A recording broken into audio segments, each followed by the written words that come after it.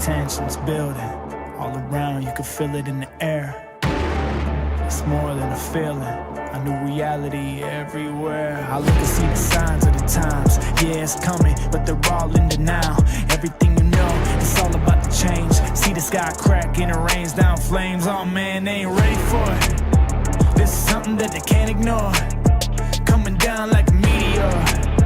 This is more than a game. You better get ready. Shock the world. Shock the world. This is more than a game. You better get ready. Go ahead, get ready. Shock the world. Shock the world. Shock the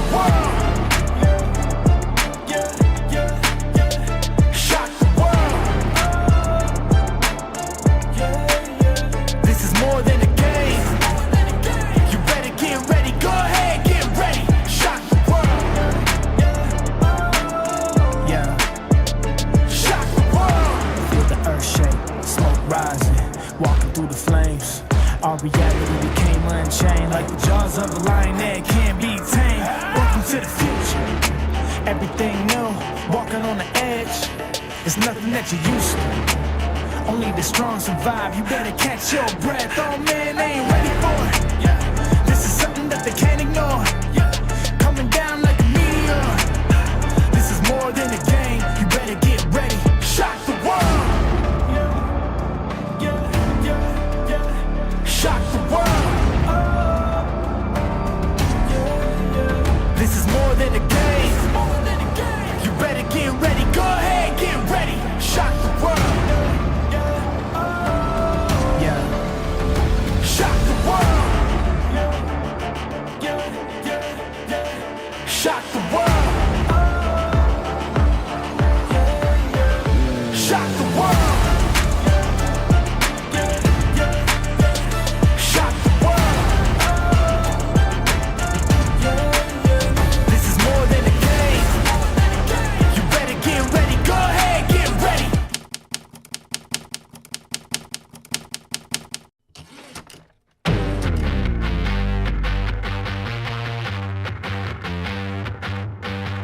If you see me coming, I'm about to get it started. Get it started. I'ma show you something that you never knew you wanted. Yeah, you want it. Claws out, unleashed, I'm a beast. Got the whole crowd. Party, make a scene, gonna get loud. Real proud, show my teeth.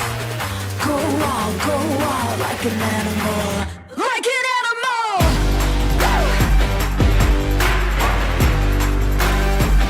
Like an animal! Go wild like an animal! Wildin' out like an animal! Go wild like an animal!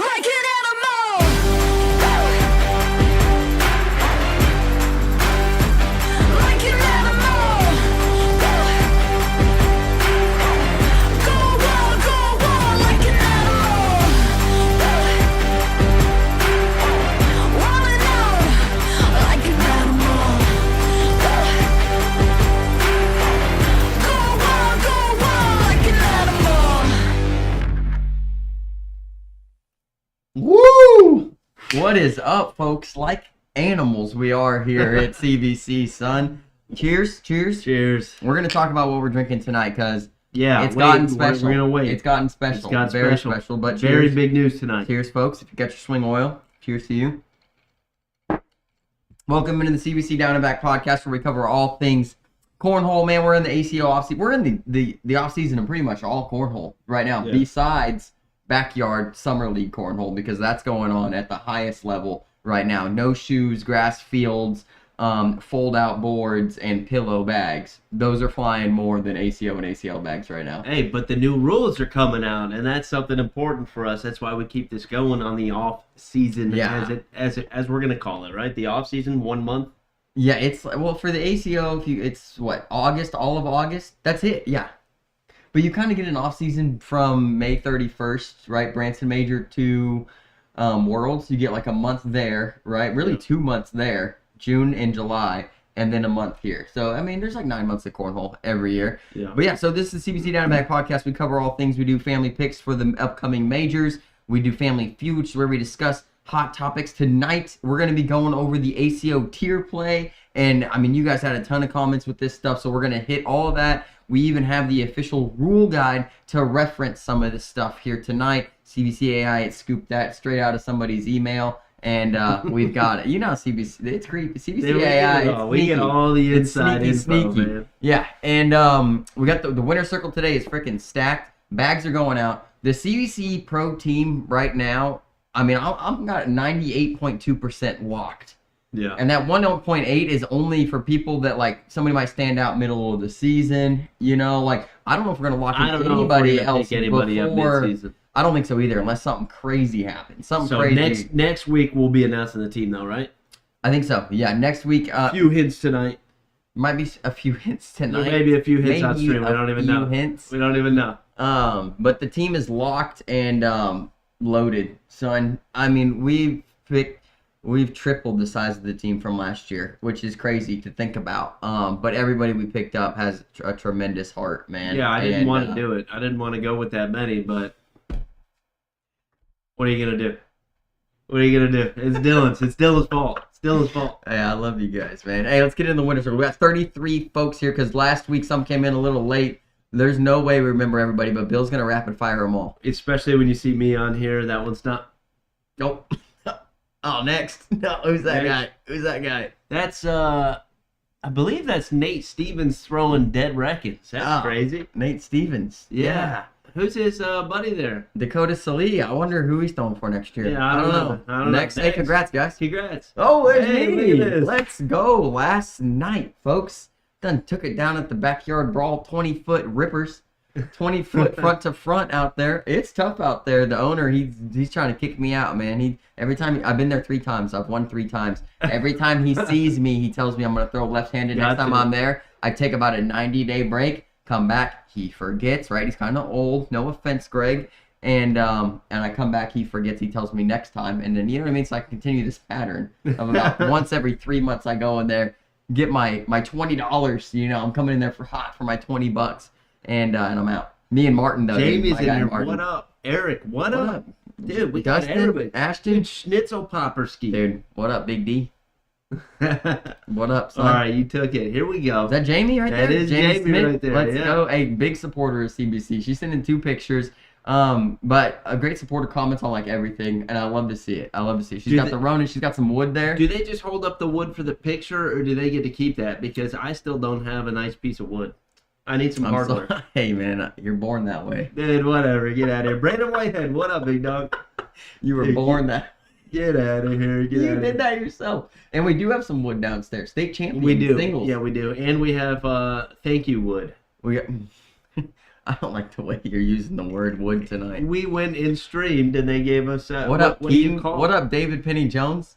Oh, those are a couple guys. Bill. Jamie, congrats on your first place with the Ronins. Killing it. Chris Fluger, what's up, brother? Cody Brewer, let's go. Who we got here, Bill? Is that my boy Rick Kyle? Oh, Rick Kyle on the right, dude. There you go. The guy next to him's got to be about 6'9".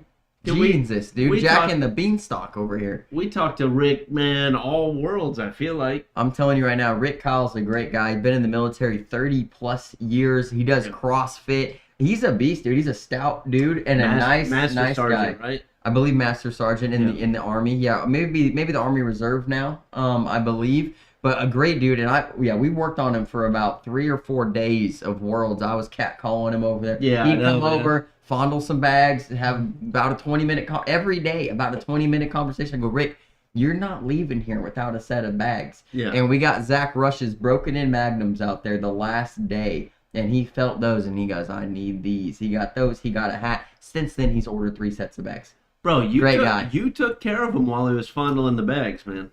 Well, gosh, Bill, you are out of control tonight. You did. Bob, what's going on, brother? Let's go. Bob, do you remember that morning at Worlds? That I was like, how you doing today, Bob? And you just stopped. You're like, here it comes. Let me have it. Go ahead, Bill. Yeah, come on, give it to me. I did have a joke prepped, but when I saw your mood, I thought maybe I shouldn't do it. No, I did have one prepped. I like to see him in a good mood. He's one of the peppy ones. He is one of the peppy ones. All right, who's next, Bill? We got 30.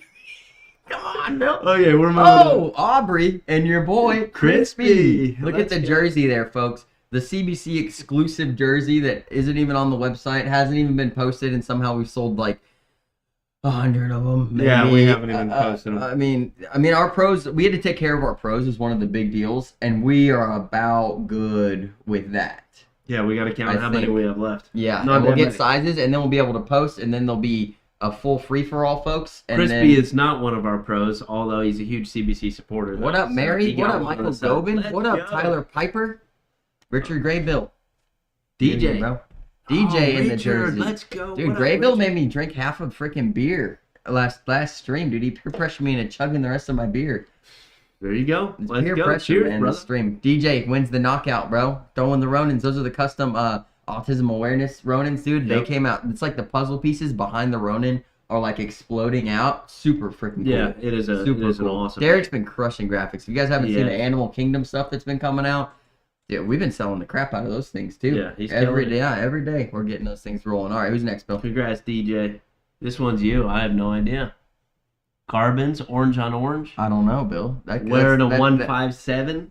Yeah, guys, a little confused. Huh? Look at that in the background, though. Somebody's wearing it's a clean gotta be jersey. like a Tracy Barnes. Is that JT Barnes? I think that's JT Is it? Barnes. He's got No, the maybe that's not JT Barnes. Bill, I get these people mixed up, man. Hey, congratulations, brother. If you know who it is in the chat, we'll shout you out. And I'm sorry. JT might be in the background. Yeah, that is JT back there. Yeah. There he is. Yeah, because he was in our jersey. That ain't JT. I don't know who this is, Bill. Unless no, we ain't gonna know everybody tonight. Right. That's okay. That's okay. Rick Kyle again. Let's go. Yep, his Army Customs too. Tim, I called you while I was driving. I wasn't even drunk. Dude, Rick Kyle's taking some dubs, man. He's got a fast Jason Barnett. Thank you, Andrea or Andrea. Did Derek put that cash in his hand, or is that cash really in his hand? I think Derek put it in there. You never know. Derek does these things. He gets bored doing a little squirrel on somebody. You never know. He waits to see if anybody notices that stuff. All right, next one here, Todd Choate. Todd Choate getting it done with those freaking Tennessee volunteer-themed Ronins. He throws the crap out of them things, man. Yeah, he's always on there, man. Hey, congrats, Todd. Congrats, Todd. You the man. We got to keep Dude, moving. hefty lefty. Let's go. He can't miss the stream. I had to hit him up. I'm like, dude, did you not make a podium this week? They immediately sent a picture. He's always got some. This might be old, actually, now that I think about it. I don't even know if I can trust this. Dude, Shannon Shitwell's in What here. up, Let's Shannon? go. What up? Good to see you. Greg Scott. Yep. Greg I feel like Scott. this was in here last week, Bill. Greg? No. Was this? Okay. No. All right. I I feel don't like I think know so. pink shirt guy. I feel like I've seen him before. Is Greg in a CBC shirt too? He is, he's yeah. swagged out, Yeah, he's dude. looking clean. Swagged Congrats, out. Let's Greg, go, taking Greg. that first place. Let's go. Gavin Kirk and Pedro. This was definitely here last week, Bill. Was it? Well, I then don't know. Derek, No, then maybe Derek not. messed Maybe up. not. Maybe not. Okay, all right. Pedro's throwing the Pedro and Gavin throwing the Carbinos. Gavin Kirk may or may not be on the CBC team this year. May or may not be. Oh, stop. You can't be doing that.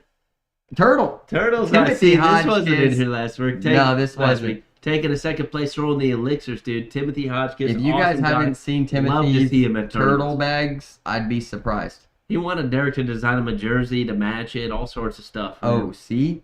podium with the same guy week before. I think same guy wore same shirt. Oh, okay. That's same shirt too. Yeah. Well, it's his lucky shirt. Right. I mean, we know Randy Hallfast. He's only got 3 shirts and 1 pair of jeans. Very true. Or the same pair of jeans that look the same in multiple pairs of them. He won't answer that question for me. I really think if he was ever, well, he was in the Army, wasn't he? Mm-hmm. Randy was? Yeah. I really think he should be one of those guys that presses their jeans, like starches them and has the creases right down the front, you know? I don't know. I just feel like Randy should be that. Hefty Lefty and Big Time Bob, dude. Bob Vonch, son. Bob Vonch Vonch announced, man, that he is coming back to the ACO. He hasn't announced who he's throwing for, and I promise you guys it's not us right now, unless he's just being generous and ends up throwing some CBC bags. But I think Bob will probably just do his own thing. To be honest, I don't think he's that worried about the deals. He knows the ACO deals aren't crazy right now. You know, he's just trying to have a good time and throw and get back into it. Right? Yeah, get back into having a good time and not worry about the sponsorship and all this. I mean, that just wouldn't surprise me. It wouldn't surprise me either if he had a sponsor. You know, I mean, he's a great dude. Ashton, did you and Bryce get first place? No, they weren't holding up the bags. Dude. Oh, if you don't hold up the bags, you don't get the picture. He sent it to me. Yeah. You don't get the picture if you don't hold up the bags. Yeah, there's rules to this thing, man. Yeah. We're going to move. Oh, my gosh. Look at that, dude. Bill! Taking a second place. Look, somebody tag Rodney Schreiber, Wayne Rao, or Maggie. He said, yes, we did. Tell me where the bags are at. Show him the picture. He's got a baby. That baby's adorable. Where are the bags at? No bags, folks. All right. Top spot, Jada. Where were you at this week, son? Jada, you threw our bags this week? Did you hold them up?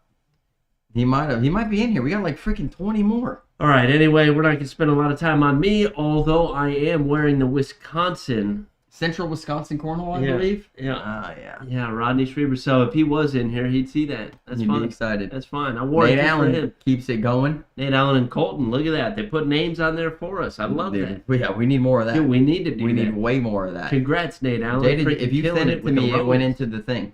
I promise. Mm-hmm. I mean, I don't have anything from you.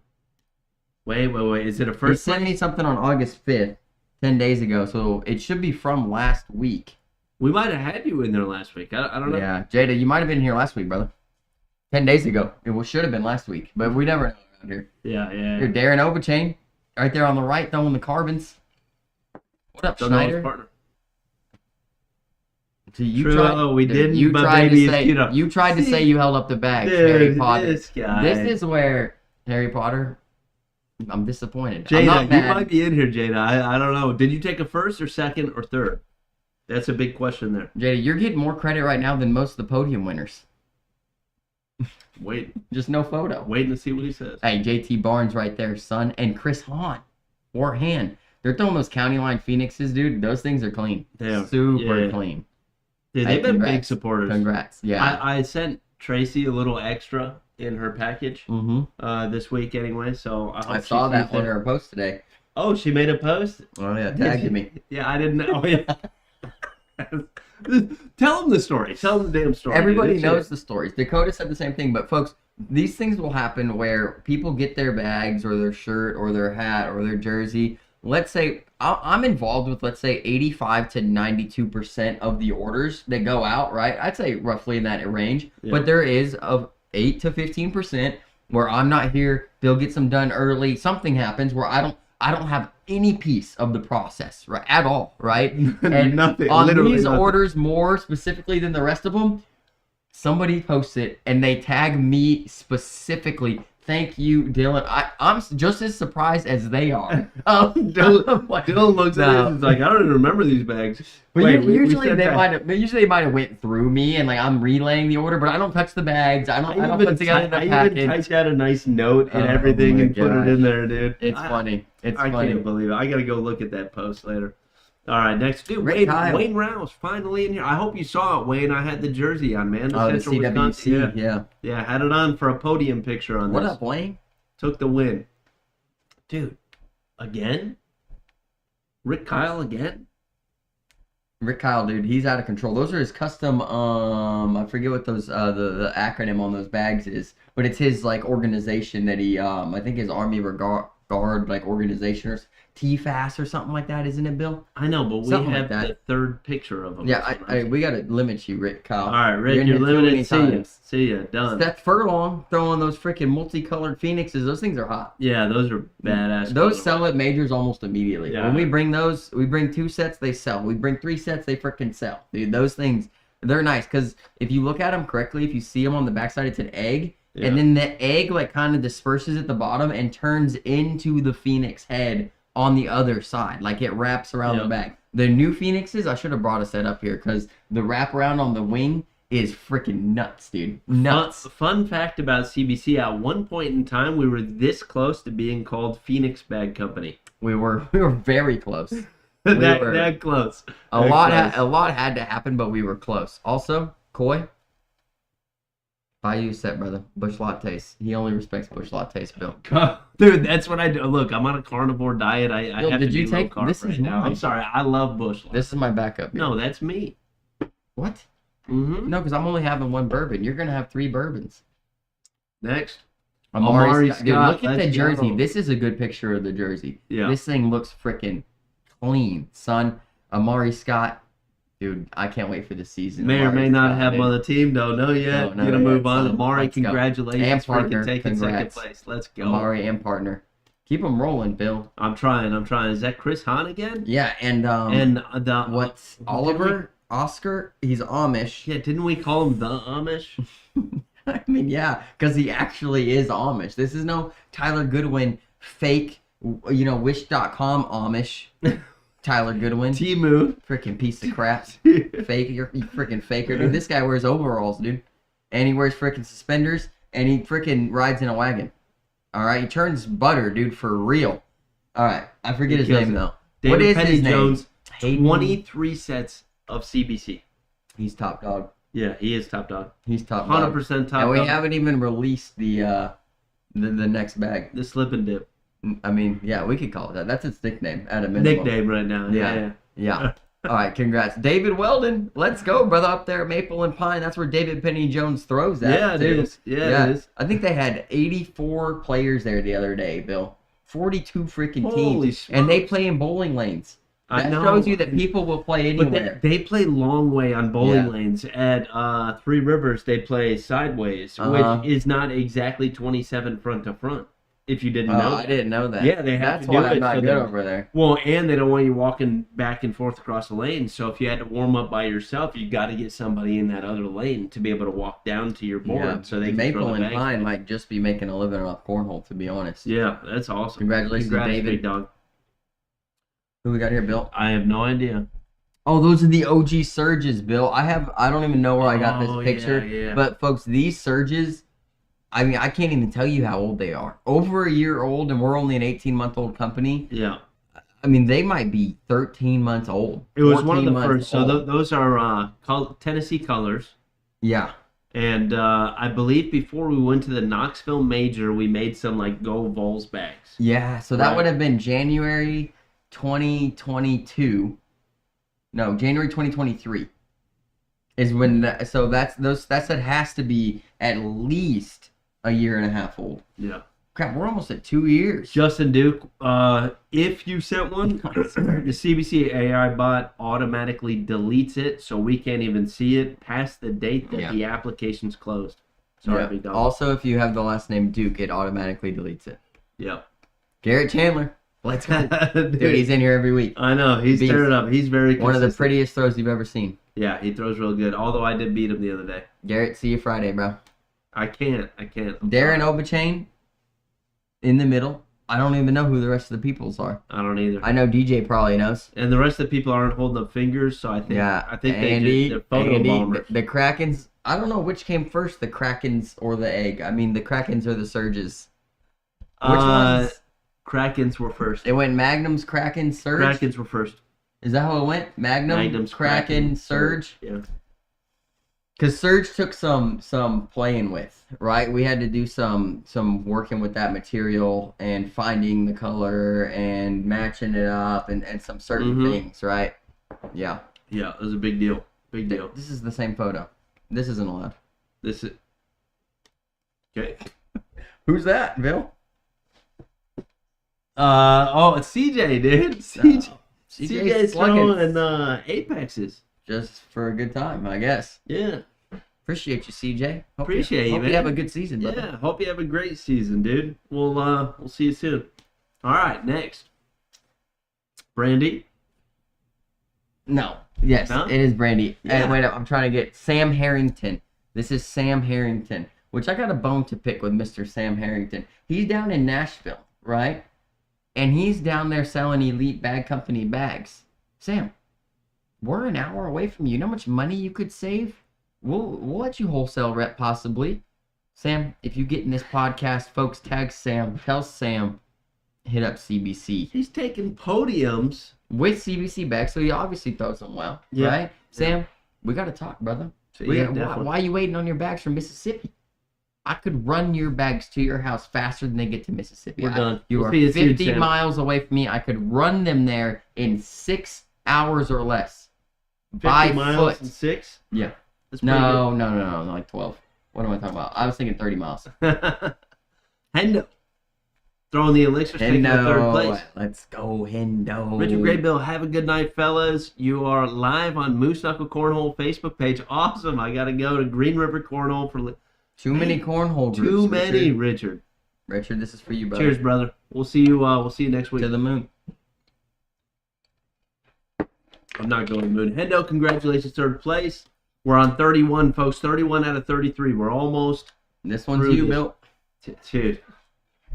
Someone in chat help us out. Who is this? Chat, what club and who is it? Dude, I don't even know those boards. I don't know what the crap's going on. Is that a no cornhole shirts on? Whoever you Hey, guys we are. appreciate you. We frickin' appreciate you. Love you. And congrats on the freaking third place. I hope the bags paid for themselves right now. Hey, folks, business is getting good when we don't even know anybody. I love I'm it, though. telling you. Congrats, fellas. There's Jamie again. Yeah. The selfie. This Yeah. might be the first selfie on the freaking winner circle right here. I love it. Didn't even give it a place. Just a red border. Is that a red flag You for think selfie? you think she's lying and cheating out there with, like, taking a little, just hold up the bags in the wood. We'll take a selfie real quick. We'll make the stream. I don't think so. I don't think so she's got a either. good character. I think so too. That's I think freaking so, awesome. but that's good. All right. Last one, folks. Last one. Oh, this is us with Alan Ballard, man. Alan, if you're still in here, brother, shout out to you. Caleb! Coming down and seeing us last Friday at our local club here. You drew one of the best partners. Sorry you didn't win it though, brother. That's what happens at Griffith now. Yeah. So Caleb, congratulations, brother. Good to meet you as well. Caleb, Thanks for let's tuning in, go. brother. And hey, let me know if you need help finding a tournament in the ACO, man. We'll get you hooked up. You need some bags? Let me know. We got you, brother. But hey, Alan Ballard did something insane, folks, this last week. So he lives in Michigan. He traveled to Arkansas for his mother's funeral, right? Which, hey, we mourn your loss with you. Hey, hope rest in peace, right? And Alan goes, well, Clarksville is only 5 hours out of the way. And so he gets done with the funeral Friday morning, immediately drives 5 hours to Clarksville to play cornhole with us Friday night. Yeah. I mean, one of the most incredible things I've ever seen in my life. Like, I truly was like, holy crap, dude. Like, we are blessed to have somebody that cares about us and cares about cornhole this freaking much, right? Yeah. And on his way to Arkansas, he stops in Indiana, folks, by randomness, right? He goes to Brian Gibson, a.k.a. Gibby Gorilla Boards, a.k.a. CBC Bag Reps Tournament, by chance. And Gibby's wearing a CBC jersey. He takes a picture of him. He's like, oh, so you guys are here too, huh? I told Alan, I go, that's God, brother. He goes, hey, you ain't wrong. So literally, I mean, Alan Ballard went to Arkansas for unfortunate conditions, right? Situation for circumstance, and hits 2 CBC tournaments on the front side and the back side. That's what I like to see, son. Yeah, I like to see it too. That's a down and back. That's a good down and back right Yeah, there. it is. Right, thank you, Alan, man. Great to meet you. Alan did try to play me on my side. I put it on his forehead. He laid a blocker and got me 1 round. I will give him credit for that. But besides that, Alan, you know how it went, brother. I wish I would have had the chance to play him too. I didn't get a chance to play him. So I'm glad though he gets to go home with a couple little, I don't want to say butt whoopings, but he got a licking from the CBC crew. Oh yeah. You know what I mean? Yeah. That's okay. You can't come into this territory and run it down. Yeah, you know? yeah. You're not gonna just show up and win. It's not gonna happen. Yeah, it was a spacking. All right. All right, let's move on. Hey, congratulations, everybody. The winner circle, if you take a top 3 with CBC bags throughout the week, send us the picture. Tag Cornslingers Bag Co. What bags you're throwing. Give credit to how good those freaking bags are. And then you'll make it on the CBC podcast, man. That's how you do it, all right? That's the freaking recipe. All right, let's go. Announcements. Got 3 things here. First 2 we've already talked about a couple times. This is happening in 2 days. Bubba Johnson tournament. Days. It's on Cornholeo now too. So if you guys are around, I think there's only about 10 slots left. Yeah. It's a 30-team max, $40 a team, 50% payout. It is a benefit tournament for Deputy Bubba Johnson, who lost his life in the line of duty 10 years ago. These people have been amazing to our company. We are going to run the tournament. We will also have bags out, some hats. We'll be taking jersey orders if anybody needs any of that stuff. But mainly just having a good time and supporting this Deputy Bubba Johnson Foundation and organization and what they do. They're going to be running a 5K and also David Penny Jones. Let's go, son. You know what? We should make a set of those bags for David Penny Jones. Which ones? The ones. WFs? Yeah. The ones. They're not approved yet. You know he'd be fired up, though. They're not approved yet. He'd be fired up. Yeah, he would. But, no, great organization. There's going to be food vendors out there. And, yeah, Gavin, you are late. It's going to be an awesome freaking time. Yeah. It's going to be an awesome time. Yeah, we're both. It is outdoors. Yeah, so, we're going to show up at 3. Yeah. I think the tournament starts at 4. I think 9 or 12 of the teams were already signed up prior to us even having anything to do with the tournament. Mm-hmm. I think they're all locals. I don't think they play competitive or anything like that. Yeah, be nice out here. Yeah, be nice. That's what I'm trying to say is, hey, be nice to a lot of these guys. They're showing up, coming to have. They're have just a coming good time to support exactly. Bubba Johnson and the foundation and stuff like that. It's a good time, folks. This thing, like I said, nobody's making a boatload out there. It's 50% payout. There's a high possibility we are in the hot sun, so just be prepared for that. If you have a pop-up tent, I would recommend bringing it for shade. Really? I don't know what the setup is exactly, right? At 4 o'clock. I think. Oh yeah, it could be a little. It could be hot. Yeah, it could be real hot. I was just saying we're gonna have our pop-up tent. We'll fit as many people under there as we can, comfortably. But if you have one and it's easy to bring, I'd say bring it. And if y'all lose to us, we're probably gonna donate the winnings that we get past our buy-ins back to Bubba Johnson. Yeah. Yeah. It's gonna happen. Yeah. It's gonna happen. So yeah. What up, anyway, Curtis? We'll be there. We'll Yeah. see you guys there. Curtis, what up, big dog? Good to see you, man. He's probably on YouTube and we're not even looking at it, man. Gibby, what's up, brother? I feel terrible about that. Gibby, what up? We just talked about you for like 2 hours, man. And the Alan Ballard trip. Another benefit tournament. So this one is in 16 days. Where's this one at? Bill, Central City, Kentucky, I believe. Area, at least. Does it say the location? So it's at the, remember the pavilion? Oh, no, you weren't there. It's at Logan Aluminum. They have a nice pavilion there that we play in. I think they get about 10 sets of boards there. Oh, heck yeah. So I think it's Russellville is what it is. We're hoping to make this one, aren't we? Yeah. Oh, yeah. Yeah. 100%. We donated a set of bags to this one. Again, this is our buddy's, it's his grandmother, and, it says on here, so I don't feel bad saying this anyway, but she has stage 4 bone cancer, stage 4 breast cancer. Mm-hmm. This money that she is going to get from this just helps her get back and forth between the hospital and home and stuff like that. Yeah. She's on a fixed income, Social Security, and things like that. So she needs a little bit extra money to pay for gas, pay for rides, and this and that back and forth to the hospital. Put on by our bag rep, the Kentucky Corn Slingers DJ Skipworth. He's already donated a set of his own personal bags to the raffle. He will have bags on hand. If we come, we will have bags on hand. We've donated a set of bags to the tournament. Yep. So, guys, show up there, show out. That's in, like you said, the Logan Aluminum in, is that Bowling Green, Kentucky? I think it's Russellville. Russellville. I think that's, yeah. Logan, I've been there before. I just don't remember the exact spot, but it's an easy drive. We'll get the address. We'll post it up, folks. Yeah. Those are the tournaments coming up. Okay, last thing. but not least, this is exciting for us, folks. Exciting for us. This happened last week on Friday. Very exciting we got to meet for us. a special individual with some special connections that may or may not have hooked us up. Hopefully this works. The thing we have been looking for forever. Okay, it's there. Look at this, folks. Leatherwood Distillery here in Clarksville, Tennessee. All right? LeatherwoodDistillery.com. These are our people now. We've been talking to them. We're in communication with these guys to maybe get a sponsorship from them. So the thing that I like about them, they are veteran owned. Okay, the founder is a veteran. He's actually a Green Beret, and you can tell by this bottle that we got here, which is called Snake Eater Bourbon. It's called Snake Eater because he was a Green Beret.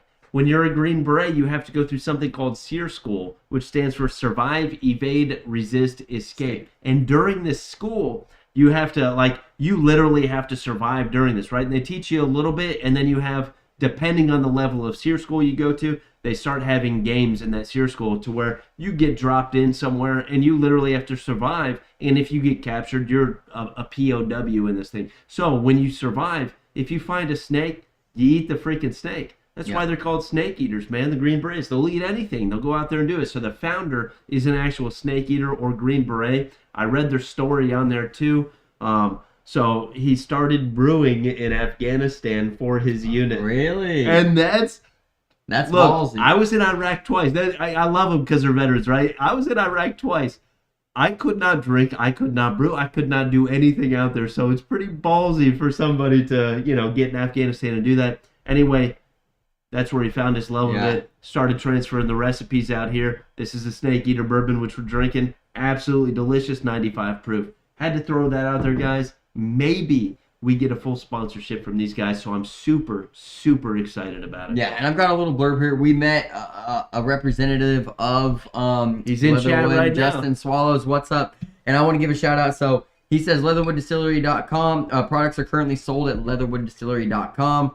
And at retail locations in the following states: Kentucky, Tennessee, Arizona, Texas, North Carolina, Virginia, Illinois, Florida, Pennsylvania, and Nevada. From now until Veterans Day, which I believe is in November, I want to say 19th, 18th, I'm guessing big time, but somewhere in there. Now until Veterans Day, every bottle sold triggers an automatic donation to a Soldier's Child Foundation and Brothers Keeper Veterans Foundation. So they're encouraging customers to help us #finance the fight against issues that plague military families and veterans, such as PTSD, addiction, and suicidal ideation.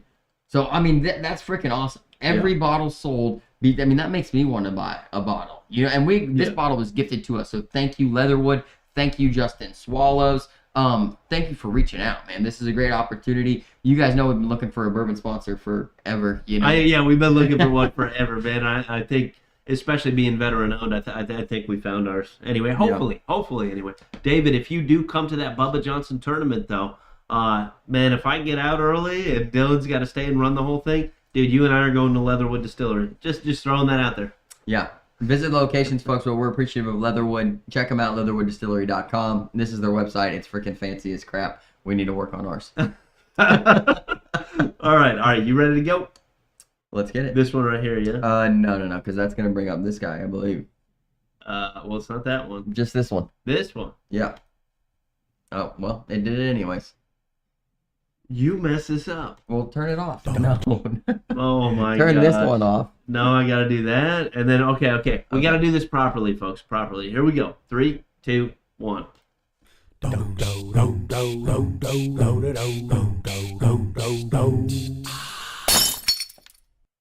anyone else bob their head while that thing's going on? I do a little bit. Just me? Yeah. I do. It might just be us.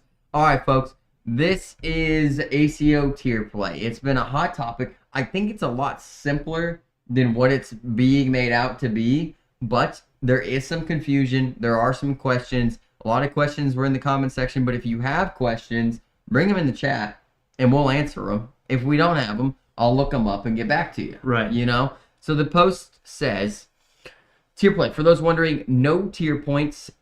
That's tier 2 through tier 5 will reflect as world singles points. We will go more in depth on this and our thoughts on the CBC podcast. And then the example is, for example, if you only go to tier 2 singles regionals because there are no pros, because pros aren't allowed to play in tier 2 singles in regionals, right? Because they have to play in the main stuff. You will have 0 world singles points at your first major. Tier play at regionals can be done after a minimum of 7 players are signed up for the main or open bracket beforehand. Okay. Tier points are only good if you play in that tier when you go to a major, which, since it is based off of your cumulative ACO PPR, means you could be moved up or down in tiers throughout the season. Okay, so real quick, go ahead. You didn't explain it that well, because what is tier play, first of all? Tier play, the ACO has decided to kind of change the tournament structure a very little bit. It really isn't that big of a deal whatsoever. So we'll just say first at a major, right? You're still going to go through pool Let's play. talk about how it was before. Okay, so how it was before, you go through pool play. If you lose one game or lose 2 games, you're 0-2, you go to tier 3. Yes. Right? And in tier 3, it's a single elimination tournament. Whoever wins that wins the tier 3. And you play other players who went 0-2. Right. Right? That's how you were put into tier 3. 0-2, some 1-2 players, but mainly just 0-2ers. Right. And so tier 2 is a little bit different, as in, like, there's a couple ways you could get there, but I'll just use the example that I went 1-2. Right? If I win 1 game and I lose 2, I'm going to go to, there's another way you could do it. If you lose your first, win your second, 2, stuff like that. But anyway, then you get into tier 2, and still it's a single elimination tournament. If you win that, you get your piece of wood. You won that tier 2. And same for tier 3. So, I mean, there's no difference between tier 2 and tier 3 besides the level of player had a better record to get into tier 2 in pool play, and also tier 2 winners, at least last season, I don't know if this is going to hold true, tier 2 winners got a free singles or doubles ticket, whatever tier it was, for an upcoming major if you won the tier. I don't know if that's going to hold true for season 20. That's something that I have to get clarification on. So that's how it was, folks. What happened? You play in the pool play. Everybody plays in it besides the pros, right? If you're a pro, you are automatically pushed to the main bracket. You have to take, there's usually 32 players in a pool. You got to be a top 12 player in the 32 to make it into the main bracket. There is a plethora of pools. If there's 320 players in pool play, there's 10 brackets of 32 players. 120 out of the 320 get into the main bracket with the rest of the pros that are already in it. That's how tier play, that's how ACO major structures used to be. The only question that I have on what tier you go to now, since they're saying it's based off of PPR, so tier 2 is open to all non-pro players. That's because in singles, pro players do not have to go through pool play. They are automatically entered into that main bracket. So let's say I go, 1-2 or something like that. So you would think on the old way I would get entered into tier 2 for something like this. I may not be put into tier 2, but I can say, hey, I want to play tier 2, and that's what I could play, because they say it's open to players with a PPR of 8.49 or less, meaning I can play up to that tier if I wanted to play up to that tier. But if I have 8.49 or less, that's where I would be, right? Right. What if let's say that I had a PPR higher than that, though? Higher than 8.49? Yeah. You have to be in tier 2. Okay, because this says 8.49 or less. That's for tier 3. Excuse me. So I'd have to be in tier 2. Excuse me. Tier 3 is 8.49 or less. That's my fault. It's tough because there's 5 different slots there. I'm a little far away from it and stuff like that. Absolutely. Okay, so I would have to be in tier 2 at that point. If you throw an tier 3 is the 8.49 or less. Yes. Right, and it says it's open to players with a PPR of that or less. Meaning, if I did throw a 2, I could still say, you could choose to play up, but never down. Okay. Right. So if let's say it's me and I throw, so what is this? Tier 5 is open players with PPR, so it's a 4.99 or less. Let's say my ACO PPR is a 4.98, right? I meet the minimum requirement or the top level requirement to be in tier 5. I can play in tier 2 if I choose to. Okay. Right? But if I have an 8.4, right, that would put me in tier 3. I cannot go down and play tier 5, but I do have the option to play up into tier 2. And I like that. You can't play down, but you are allowed to play up, which is good. And Miguel asks, so tier play only pertains to majors, nothing to do with local regionals? Am I correct? No. We're just covering majors right now. Like the regional stuff we're going to get into. Yeah. The regional stuff does I know. Pertain to regionals. But we want to make sure that the major stuff is nailed down, because it's very important to understand how it works in the major sense, so that when we talk about regionals, like how your points go where and that kind of stuff, right?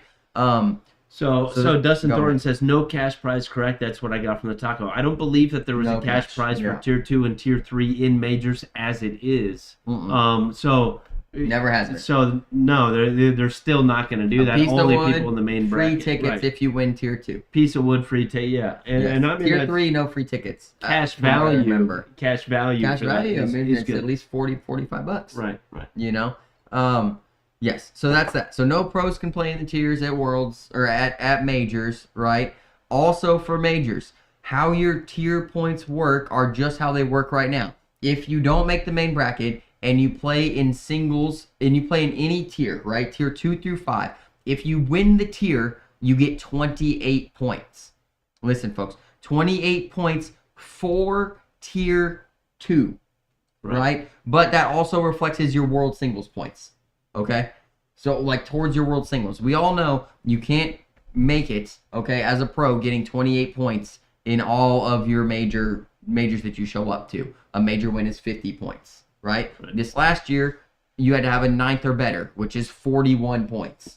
You'd have all 9ths or better just to be the bare minimum with maxed out regionals. Right, but just making the main bracket, you get, I think, 31. 30 or 30, okay, 31 points just, so it follows suit with that, right? If you don't make the main bracket, you get the next highest, which is 28. The people that did make that main bracket get a minimum of 31.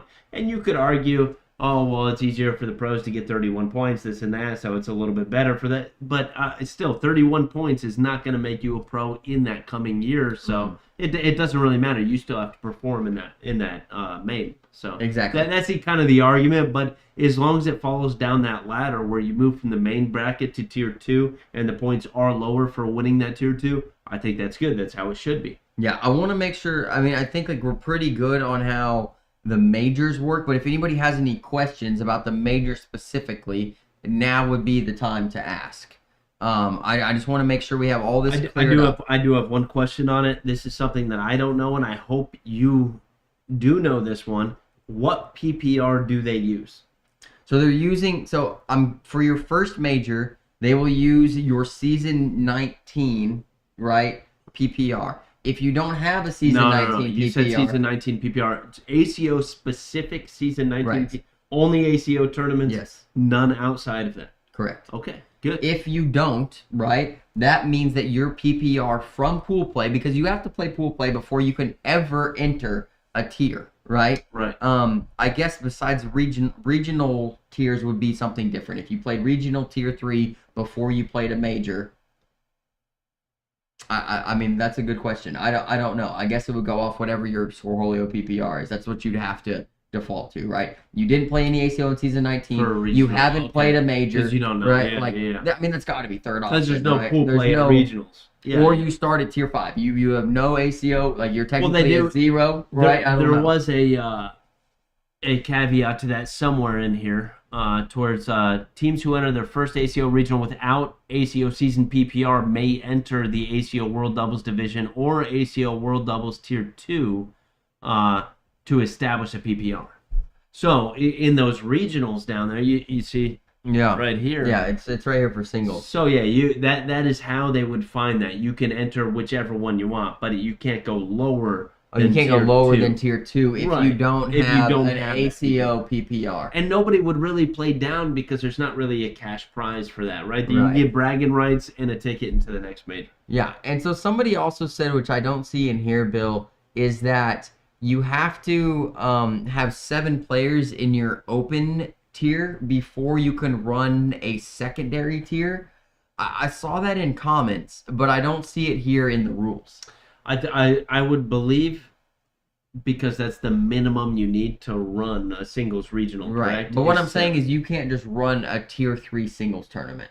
Right. Right, and only people with a 6.75 or less PPR can show up. Because that would be whack, right? That'd be weird. You wouldn't want to do that. Yeah, because you're missing a lot of stuff. What's the question here? Coy, can you just enter open singles, or can you only qualify through pool play if you aren't a pro? You have to play pool at majors. Everybody except pros has to play pool play at a major. Everybody does. So you cannot play in the open division. you have to qualify to get into the open division or the tier 1 or the main bracket, whatever you'd like to call it. In pool play, you got to go 2-0 or what is it? 3-1. You got to finish top 12. Yeah, you got to finish top. Yeah, that's 3-1 would work. I mean, anything 2-0, 3-1. As long as you don't lose twice, you made it. I think even 2-1 works if you win your first anyway. Maybe. If you lose your first, then you have to go play 3-1 usually. Yeah. As long as you don't lose 2 in pool play, you're good. Yeah.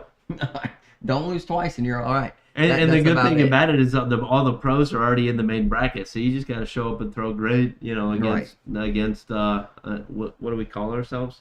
Us? Yeah, non-pros. Yeah. Pro hunters. Civilians. Civilians. There we go. Regular Joes. I wanted to see if we had any questions. So let's get into the regional thing though. Let's talk about the regional. So Jack Harcrow came out here and said the regional thing is dumb, right? Tier play at regionals is dumb.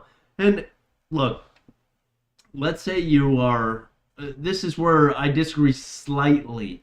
Most of the time, I think I agree with him, and that would be if a singles regional was on like a Monday night at 7 p.m. where you're gonna get, I don't know, maybe 20 to 25 people, something like that. It's not enough to split brackets and have 2 brackets in singles, anything like that, to where you think you're actually going to have also tier 2 during that, which means that's tough, in my opinion. Now, if you have a full regional on a weekend and you have a lot of newer players that want to show up, maybe you have enough that want to play in a different tier, and it's more like playing competitive or something like that, rather than going with all the pros. That's the only way I see, like, it's okay in some situations where, you go to Russell Tabor's and you have 112 people there or something like that. Maybe there is enough of them that say, hey, if there is tier 2, I want to play in that. And as long as they get, 7, they can do it? Yeah.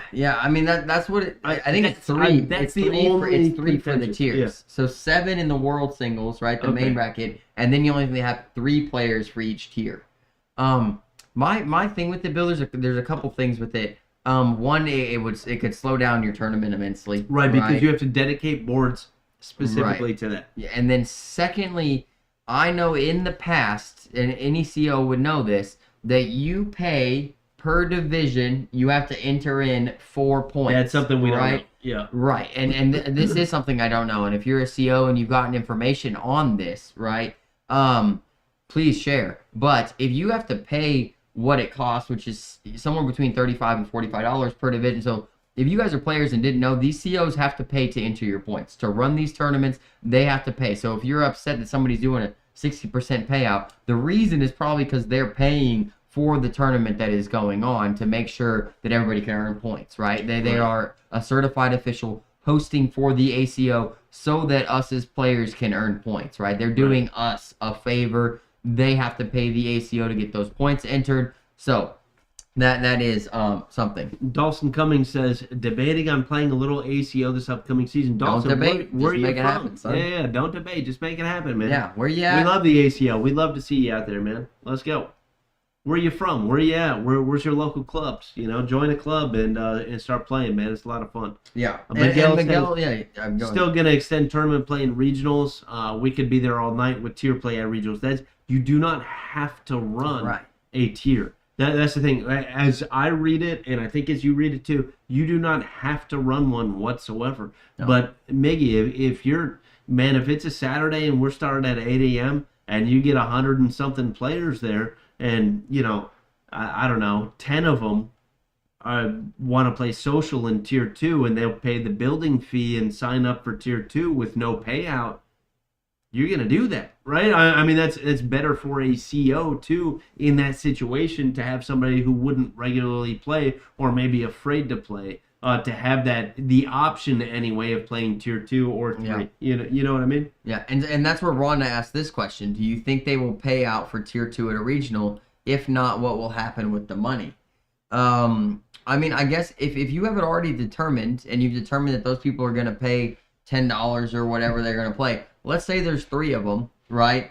They're at $30, right? That's what they're at. And if the CO has to pay what it usually is per division to turn in the points, $35, I would assume as a CO, Yeah. the payout If is not you- going to happen. If you got to pay $35 to run tier 2 at a regional or something like that, just to have those points counted for those specific tier 2 points, which is something that we haven't even gotten into whatsoever. Right. That's a little right. If there's no payout, you know what I mean. If there's but if you want to pay out tier 2 based upon what those things are, then you kind of incentivize people to play down a little bit. Yeah. Right. A lot of people are saying this is going to bring more people into the sport.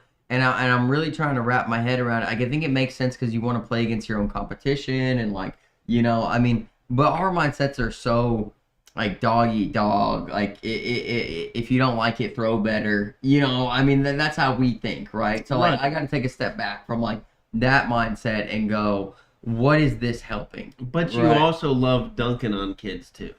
What do you mean? On a 6-foot rim? I can do it. Were you not at O'Connor's last night? For what? Just to hang out, though. I'm not there to dude, you were dunking people. on people out there. I dunked on you, dude. That's all right. Oh, you're a kid now? I would have played competitive out there. I mean, I'm just saying. It could have been tier 2. I don't know.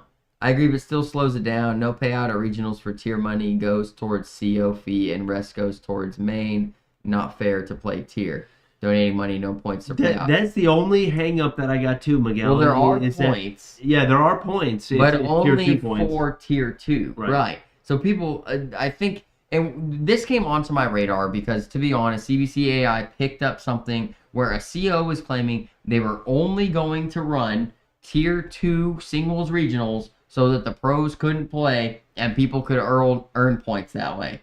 And I'm like, there is no freaking way that is how this works, right? There's no way, right? Yeah. So, got some information from, the CBI, right? The Cornhole Bureau of Investigation, folks, if you didn't know. And they informed me that, like, you have to have 7 players, right, in the World Singles Division first before you can even run a tier. So you can't run a tier 2 singles on its own. As I know it, folks. This could be false. Just to have the tournament. Right. Yeah, you can't just have a tier 2, just have a tier 3, just have a tier 4. Like, that is not a thing, right? And then also, your tier points do not go towards your world singles ranking, right? If you want to make pro, they go towards your world tier 2 ranking, because what they're also trying to do is give tier 2 through 5 champions or player of the year of tier 2, 3, and 4 something. I don't know, maybe it's a jersey, maybe it's a piece of wood, maybe it's a little glass situation, right? I don't know what it is. Yeah, I don't know either. But they're making a trophy, like Bob says, or something like that, for these divisions. So your points in these regionals do go towards something. They're not completely worthless, so that makes sense. And Bob, I think most people, I think, dude, it's tough. It's tough to say. It really is tough to say, because I walk around in my neighborhood. We have a lot of people that play. We play all the freaking time. Got neighbors, and none of them have ever showed up to play at a non-sanctioned, just kind of fun night. We call it sankin' and drankin'. Yeah. And they've never showed up just to play at that, because they're like, oh no, I'm gonna get my butt whooped. I need to get more comfortable and blah, blah. This is a way to get people like that a little bit comfortable at a bigger tournament before they start. I agree with you. Most people that are already playing competitive do not want to play against players their same caliber. But those other people that are in your neighborhood that love to freaking play, that just don't want to show up because they're afraid that they're going to upset their teammate. Or embarrass themselves or something like that, because they have never been there. Those are the players that I think this is trying to capture anyway, because we know at almost every club, 95% of people at the clubs are like, no, I'm playing. I would call it tier 1, but I'm playing the main world singles, whatever it is. But those are the people right there. There's a 5% of them, and if we can bring those people in, say, oh hey, there's a tier 2 one here, or it's, I don't know. Most people call it like a social tournament. Yeah, you know what I mean? Lesser players, no pros. I mean, I guess I understand it at that point. And Miguel asks, that's what I'm talking about. Why play tier 2? May as well play main, right? And it's like, some of these people, you think that, Miguel, because it's like, let's say one of us has just a good year, you know, and we do make a run in the main bracket, and like we could make pro, because I think people like yourself, myself, Bill, there's a lot of people that haven't been a pro before, but let's say it all comes together and we're having a freaking season, right? Yeah. There are some people that have no ambition, no thought behind ever making pro whatsoever. They want to play, to have fun, meet people and stuff like that. So their points, they're never looking up their Cornholio points, right? They don't care if they've moved from 432 to 323 and from one season to the next.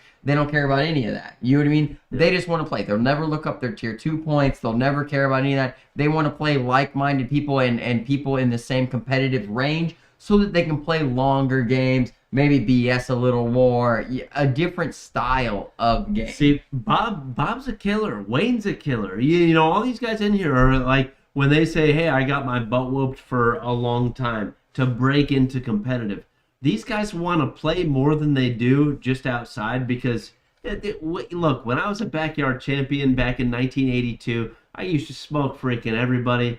I mean, there was nobody that could beat me in this freaking game. I went to my first competitive thing, but I had that bug already. I was already like, hey, I'm top dog. I'm going to go here and show these guys. These other guys that aren't top dog but love the game and can't get a bunch of friends over freaking every day to play the damn game, want to go out once in a while and play the game. And they don't want to play people like me that's going to freaking smoke them all the time. You know, I'm telling you, like I said, I mean, I talked about this at the beginning of the podcast, folks. The bar that we played at yesterday, the owner wants me to throw left-handed when I show up there. This is the prime example, right? That he wants me because he thinks that I intimidate people from possibly playing or having a good time because of my caliber, which most of y'all know is about mid-level, right? And Bill knows when I play there, I play completely risky. I'm going for every and one. I'm shooting all the airmail. No, that's not even the point of it. The point of it is, like, I'm not going out there taking it serious in this environment. I'm chalking it up with everybody, like bringing good vibes. I'm buying food at this place. But there are some people, right? Folks, you guys in the chat, what you guys are saying is exactly how Bill and I think. I agree. I agree with all of you guys. Losing is learning. Because I you have to that bug go in through me. this. Yes. But iron sharpens iron, all this stuff. But we have to think outside of how our heads work. I know there are so many players out there that instead of showing up to a bar just to drink beer and sit and talk with a bartender, want to show up to the bar, pay $10 and play a couple cornhole games with people out there and drink the beer, not embarrass themselves, not make it, just talk and have a good time. But they don't want to play Bill and I and lose 21-0 5 They're like, oh no, those guys are too good. I'm just going to sit here and drink and talk to the bartender. Right. Yeah, and I think those are the people that this could potentially capture. If those people play people of the similar caliber, it could bring them to the sport, right? And then they get the competitive maybe they catch that bug. Well, I think that's the mindset, right? That if they show up and they're playing people of a better, and they're never getting close to winning, all of us have been there, right? And we decided to choose the path of resistance, right? And move through getting our butts kicked over and over, right? I don't think I ever got my butt kicked, though. Yeah, right. I did it last night. I won my second competitive tournament. I was with down the middle Lucas. Bill has been to one major, and he made the main bracket, and so he will never play it. I'll never play in another major in singles. My first major I ever went to made the main bracket. No big deal. And it was Owensboro too, Bill. It was Owensboro. It was a big deal there. And this is when pros were in. Pool play. Pros were in pool play. Y'all remember when pros were in pool play? Man, that was a crazy time. That was a different time. Miguel says, I understand that, but it's hard to donate money and not have a chance at major points. Or money if they win tier. Miguel, the ACL has already carved this path too. If you look at, everybody wants to talk about the ACL's payouts. You know who's paying for those? It ain't ESPN. It ain't Johnsonville. It's the players that play from novice to advanced, son. Because if you look at how the payout breakdown works for ACL tournaments, and someday we may make a video that really goes into this and figure this crap out, if we ever get the time and we aren't making freaking dozen sets of bags a day. I will do it. But we'll probably do it. But if you look at it, the payout is 60%, I believe, of what the pot is. But that's 60% of the pot. 40% of that 60%, or maybe it's 50% of that 60%, goes to the open division, right? And then 25% goes to the advanced division. And then like 15% goes to competitive, 10% to intermediate. Like those guys, and they're paying $60 a spot in singles, and you're lucky to get your money back in intermediate if you win. If you win the whole thing. Like, that's who's paying for this crap, right? Like, I will. This is something that I will do at some point when I have time. I'm gonna need like maybe 2 days on this, right? To where I have, if I have all the info in front of me, I'm gonna need 2 days on this. And I went to school for accounting. I can sit there and literally figure this out, because like something that I hate that Dylan's kind of hitting on a little bit is that anytime you see an Addicted to Cornhole chat, anytime you see anything, oh, the ACL pays more, the ACL pays deep, the ACL pays this and that. Welcome to the whatever the league. Big leagues, they're trying to call it. Whatever that is an entire persona that people just repeat and put out there. No, I have never seen the numbers from what you have to pay to get into a tournament, what you have to pay for a membership, and then also the payouts at those specific tournaments. When you add that all together per capita, the ACO may be paying, I don't know this information, they may be paying more though. Dawson Cummings just said it, right? Dawson, and I was going to bring this up, right? And this is things, like I said, we will get into an ACL versus ACO thing someday when Bill and I, like I said, we are very unversed in the way of the ACL. I will we figure know this some out, things, but we'll figure it out. And I will make a video on it. But Dawson says, I was an ACL elite player last season. An elite player, okay, so an elite player in the ACL, it's the only way you can make pro besides the qualifier. You have to be an elite player. What this also means, besides what I'm going to read from Dawson, is you just to be an ACL elite, to get the opportunity to possibly become a pro, right? Which is freaking insane. And then you pay $500 up front for that membership, and then you got to pay all your entries. Just to be elite, you got to pay that. And you have to show up to every national, which there's 4 nationals. They're spread out. You have to be at them. To have a possibility to become an ACL pro. My issue, dude. What you're saying, my issue with this entire thing is if you are not the absolute tippity top of the top, why the hell are you doing that, man? Well, like that's my thing. Is like, why would you do that if you are not the I mean, dude, you are. You've got to be the top 4. You know why you do it? You know why people do it? Because they watch Jeremiah Ellis videos of Believe and Bet on Yourself, right? And they think anything is freaking possible, right? Which I give you credit. I love the mindset. I love the mindset. I do. The stats aren't there. That's the facts of it. The stats aren't there, right? I mean, that's it. I want to read this from Dawson too. He said, "What's the difference between an ACO major and an ACL open?"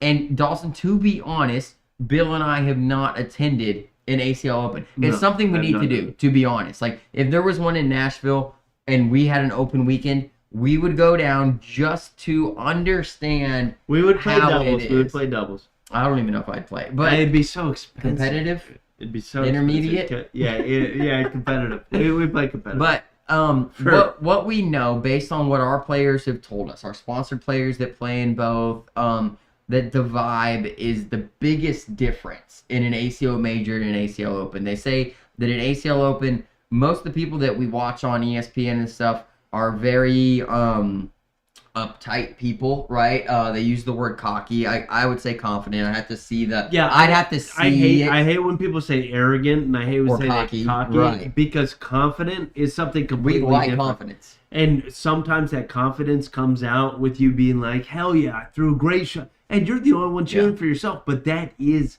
confident. I see that a lot. Cocky, little bit different than that. Cocky would kind of be like, I'm so good, I'm going to degrade you a little bit. And most of the time when people are cheering for themselves, they're not degrading somebody else, which means that they're more confident in their stuff, and they're not silent killers.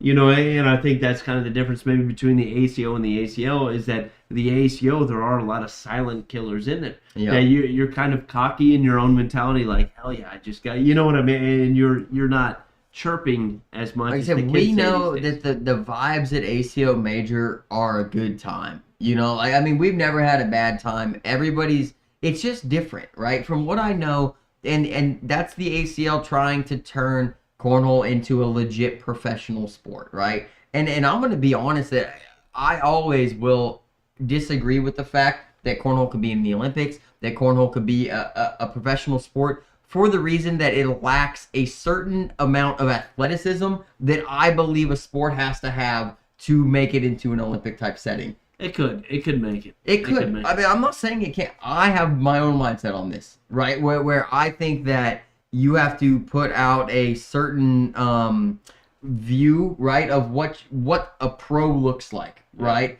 And when people see people that are out of shape, they're gonna have a hard time agreeing with them being in the Olympics, right? Being an Olympian, gold medalist, right? The only people that do it are weightlifters, right?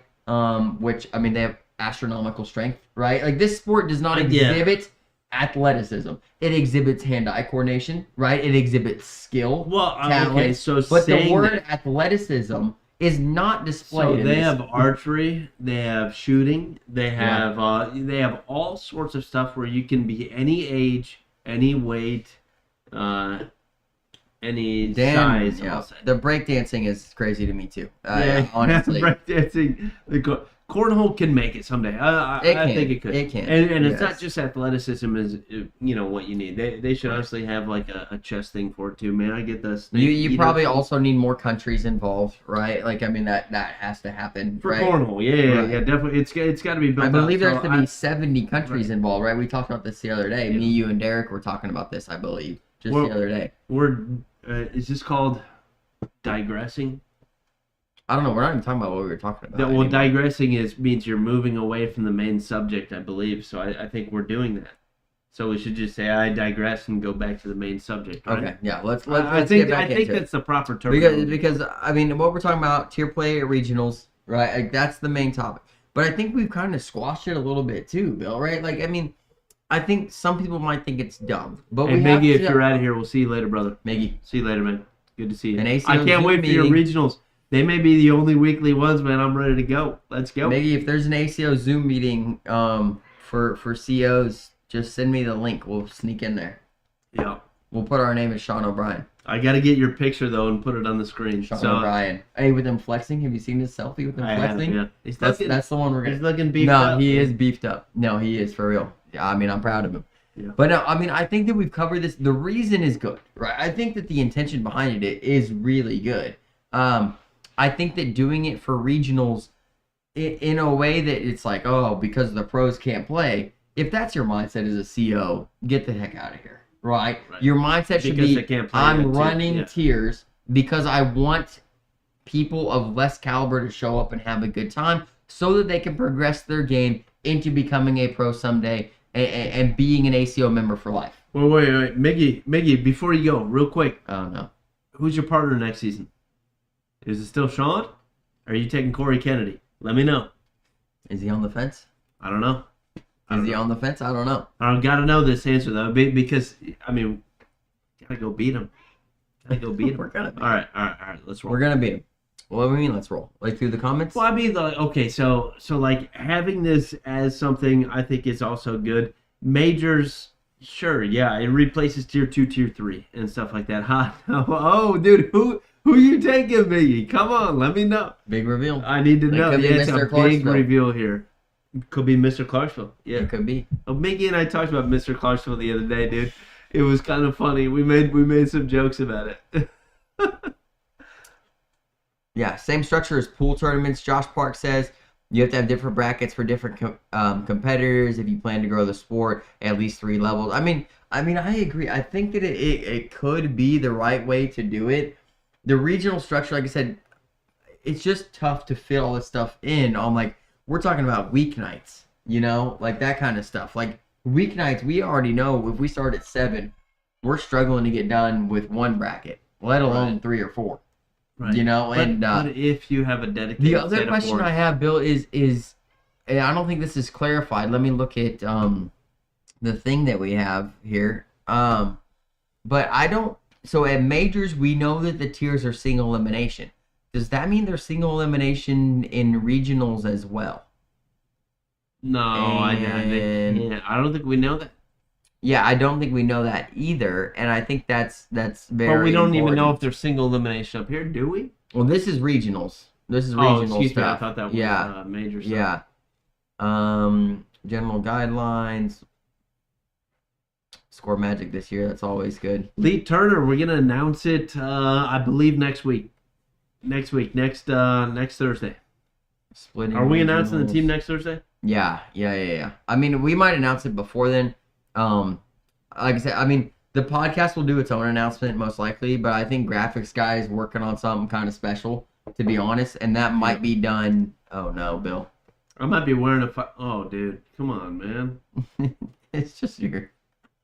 I don't even know. I mean, I gotta open it up. Are you Wait. kidding me? People are going back to screenshot We're all right. that. We're all right. What are you doing? We're good now. We're back where we were.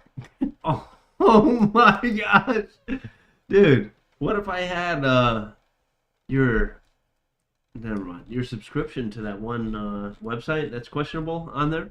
ACL.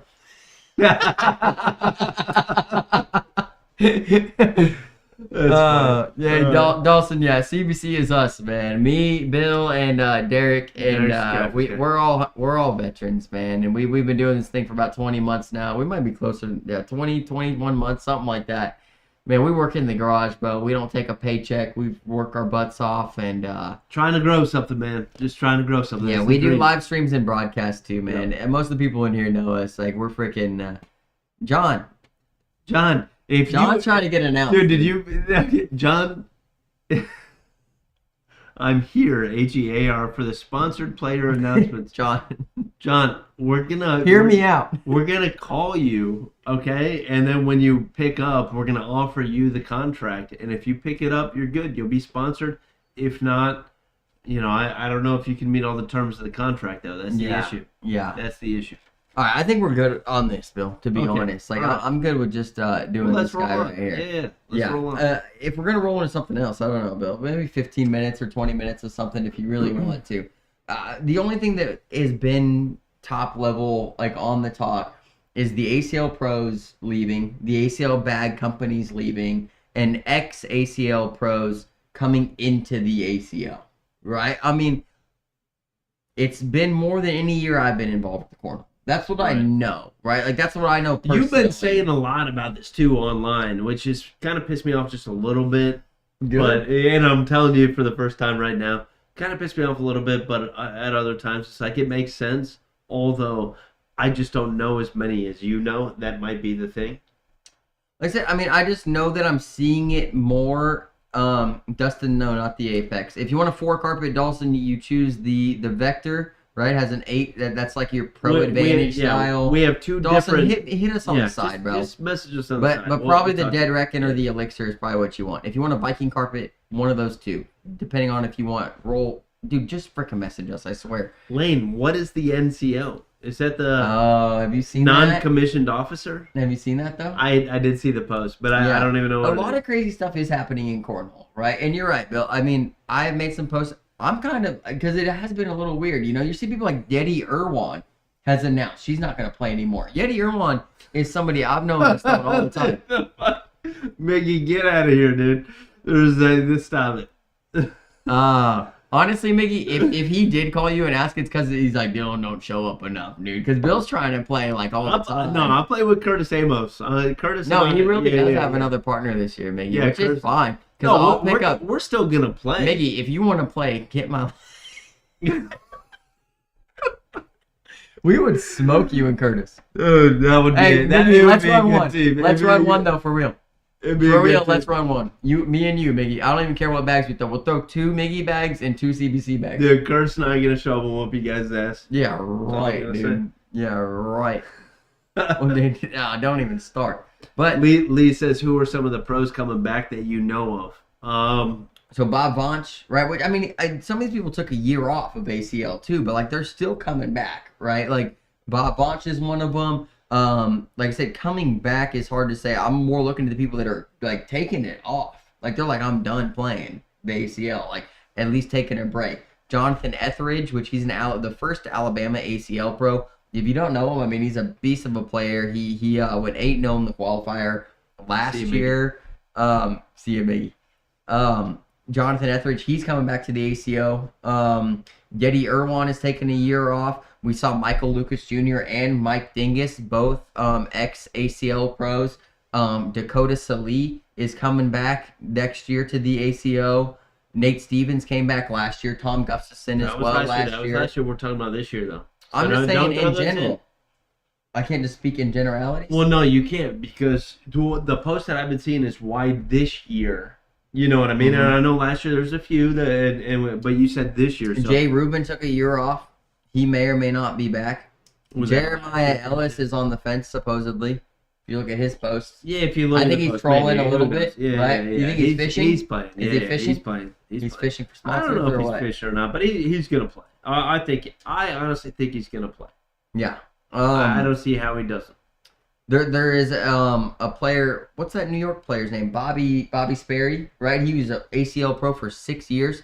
He's coming to the ACO up in New York area. We should, instead of saying he's coming to the ACO, we should say he's not continuing his pro status in the ACO, because we don't know if he's coming here or he's playing local. You know, but some of these guys may just want to hang out. Yeah, I think he's going to play some ACO this year. Coming in hot.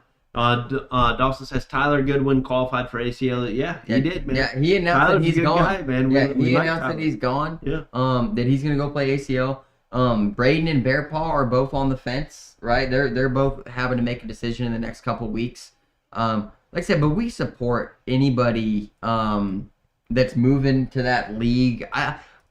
This is my mindset. If I was, let's say I'm Gary Bearpaw. That's what I'm going to go with, right? Gary Bearpaw has had great success in the ACO. He is a staple in the ACO. He is a great player. He is a great name. He has a great following. Gary Bearpaw doesn't have an ACO regional within 3 hours of him, right? This has been something that he's overcame for multiple years to stay in the ACO, right? He's gone to the qualifier 2 years in a row. This year he makes it, right? He now Dawson, are you talking about Bobby Sperry? Who are you talking? Tell me who you're talking about, but go ahead. I mean, yeah, he might be talking. We named like 15 names, and now you're saying that. You gotta let me know. Talk about I want to talk about that too, Bob, because actually I had a conversation with somebody the other day about that. Tyler Goodwin. Oh yeah. Oh. I think he announced that he's taking his pro card though. I saw it on Facebook that he is taking his pro card. But if I'm Gary Bearpaw, there is something to say about trying the other league out for a year. I think if you qualify and you think you've earned that shot, right? I think it's good to yourself to go see what it's about, right? Like try it out, right? Maybe the grass is greener, right? Maybe it's freaking not. You know, Jonathan Etheridge last year is an example of somebody who made pro qualifier, played ACL, coming back said he's playing more ACO this year, right? I mean, like I said, and I'm not saying that's because the ACL is bad. I mean, everybody's experience is different. Jeremiah Ellis decides to leave, becomes probably the most famous cornhole player we've seen, maybe ever, right? I mean, I don't know. It's arguable. It's close. Like, I still think Matt Guy is the most famous. Most famous? Relevant today. Most famous, yes, 100%. Go freaking Google him. Go do anything. Who's the most winningest? And I know that may have changed. Although all the websites have not changed. You know, you will still see him. Matt Guy. Is Trey Birchfield the most winningest in the ACL?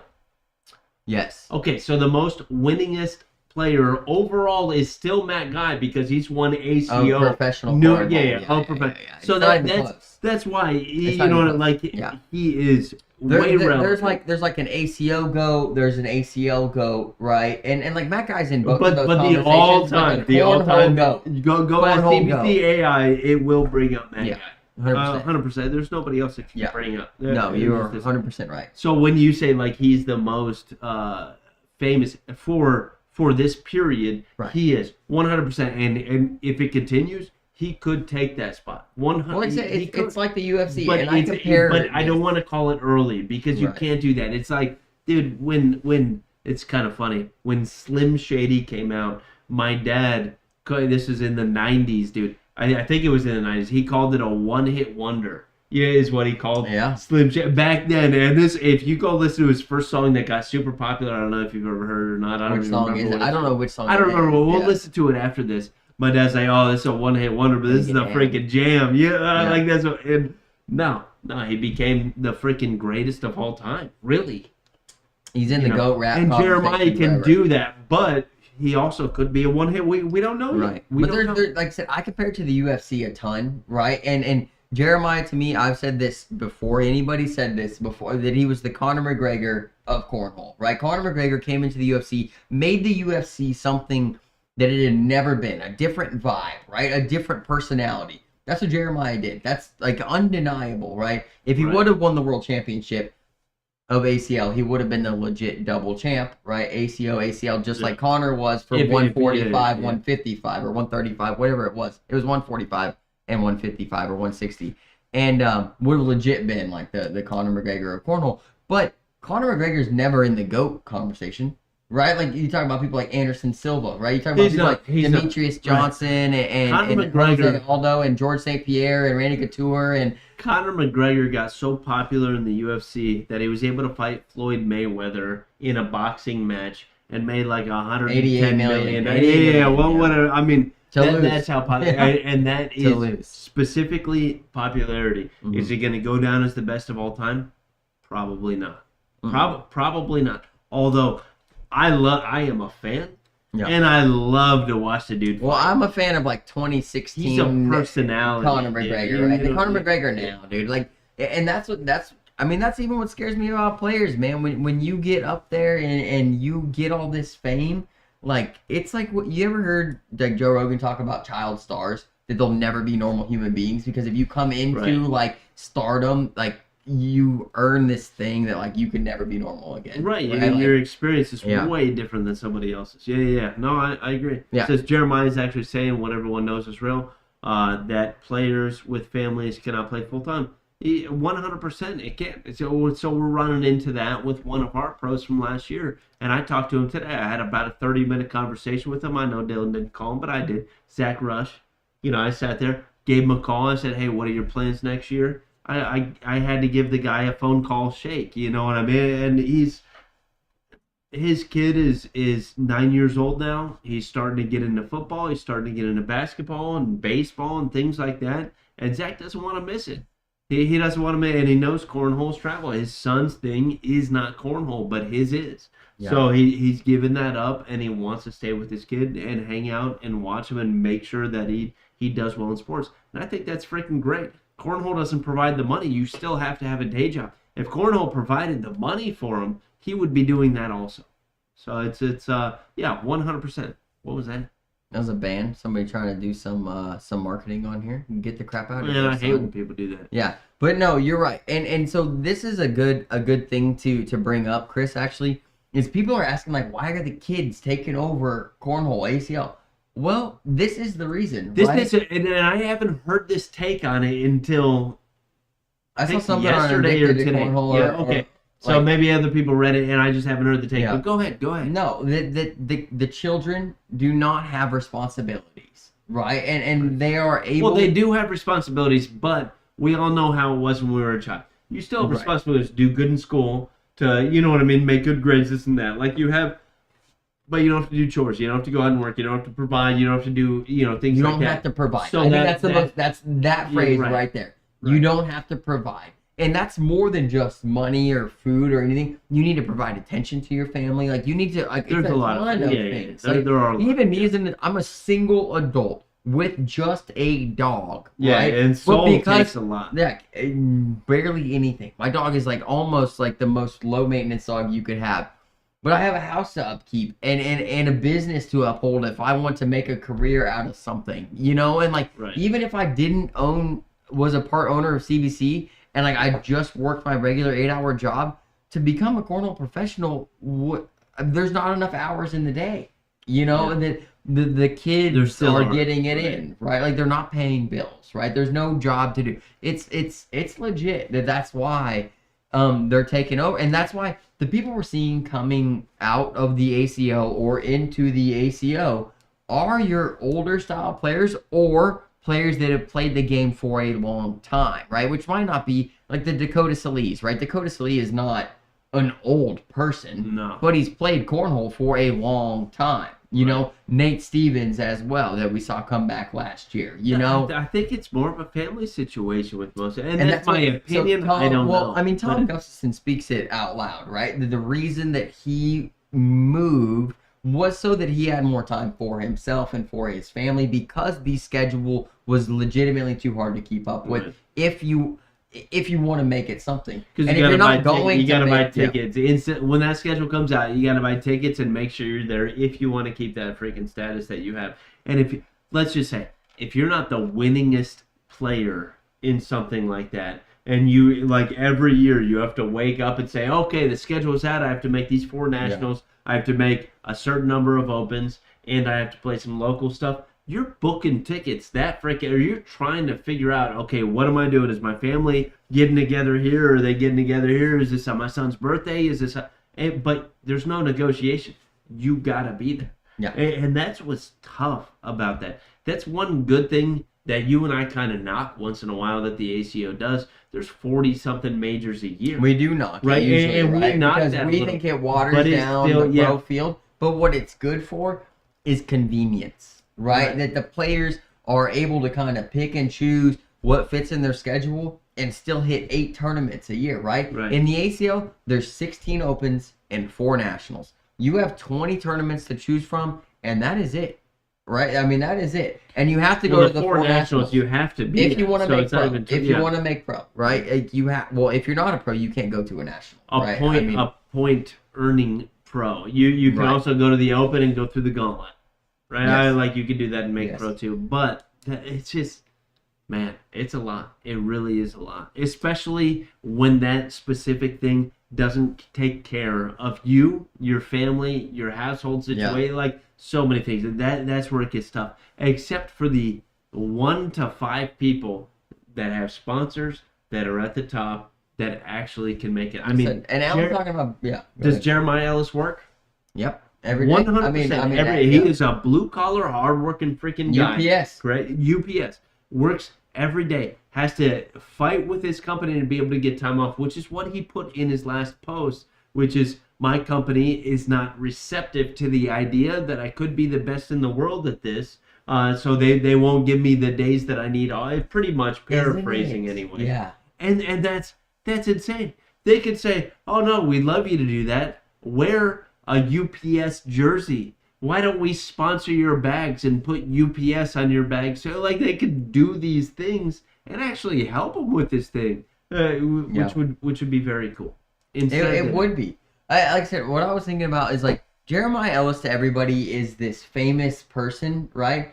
To everybody else in Ohio or in his area, he's the UPS guy. That's how funny this sport is, right? That's crazy. How funny this is. The best in the world. Number 1 in the ACL. Yes. 1 king of cornhole in the ACL. And tied for number 1. You could say that today the guy is probably number 1 in the world because of his accomplishments throughout the past year. Yeah, and you want to give it 24 months, right? Probably the most accomplished player across multiple leagues or organizations. He's got to be it. Still works for UPS. Works for UPS. I mean, happy to do it too. I've seen his post. Yeah, I've seen it. Happy to do it. Happy to get up every day. Hey, got to get this done so I can get to this open. Hey, absolutely love the post. Love everything about it. I think his company, though, should 100% say, hey, we got something pretty special here that has a platform that maybe we just put our logo on his jersey. Maybe we sponsor his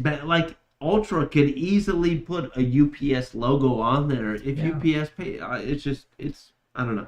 They might not be interested in it. I don't know. I mean, there's a lot of players, like Alan Ballard talking about Trey Birchfield and people. I mean, most of your top-level guys you're seeing now, I mean, minus the Jeremiah Ellises, they're not working anymore. I mean, Trey Birchfield just won roughly $100,000 in one weekend, right? Because he won the doubles national title and singles, right? Yeah. So, let's say after tax, let's give him a low number of $65K. That's a low number, I would say. Just those 2 divisions. So if it is paid in a lump sum, they usually take very close to 50%. But at the end of the year, 33. But at the end of the year, your tax return will have the rest of that money. So they always overtake because they don't know what you did for your normal job and things like that. So they usually take right about 50% of any bonus.